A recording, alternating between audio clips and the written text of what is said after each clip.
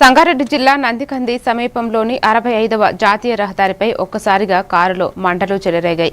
మంటలను గమనించిన డ్రైవర్ వెంటనే అప్రమత్తమై కారును పక్కకు నిలిపివేసి బయటకు దిగడంతో పెను ప్రమాదం తప్పింది. క్షణాల్లోనే కారు పూర్తిగా కాలి బూడిదైంది. ఈ ఘటనతో హైవేపై కాసేపు ట్రాఫిక్ నిలిచిపోయింది.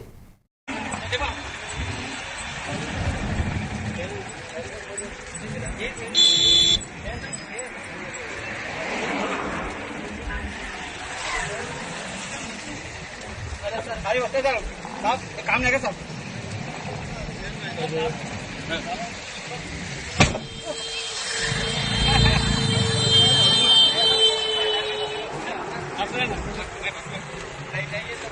आप